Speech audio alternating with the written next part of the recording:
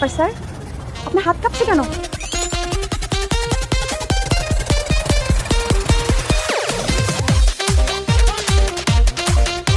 এই দাঁড়া দাঁড়া, কোথায় পালাচ্ছিস তুই? আর ভুল হয়ে গেছে, আমরা আর কখনো করবো না। তুই দাঁড়া, যাবি না আজকে বাসায় তুই? দাঁড়া।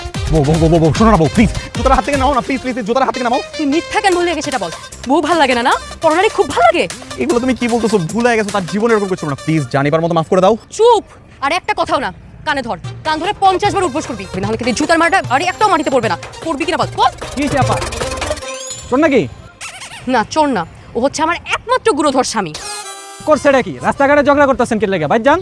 ও আমাকে বলেছে ওর নাকি অফিসে চলছে মিটিং, কিন্তু আমি এসে দেখি ও পরনারীকে দিচ্ছে সেটিং।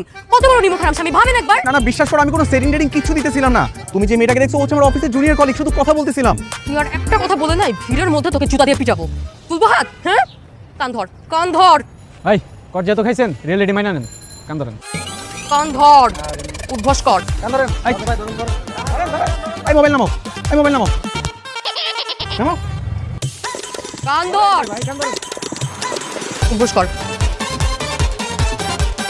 ভালোভাবে হয় নাই, বস পুরোটা।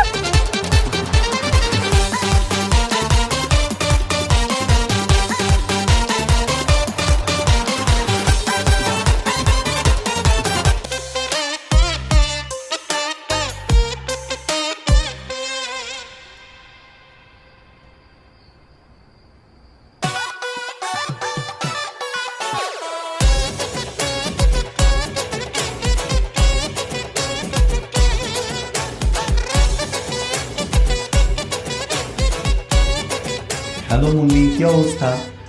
তোমার জন্য কি একটু হেল্প লাগবে বলছিলা, এবার আমাকে সবটা খুইলা বলো। দরজা খোল রাফি, দরজা খোল বলতেছি। দরজা খোল, দরজা খোল, দরজা খোল।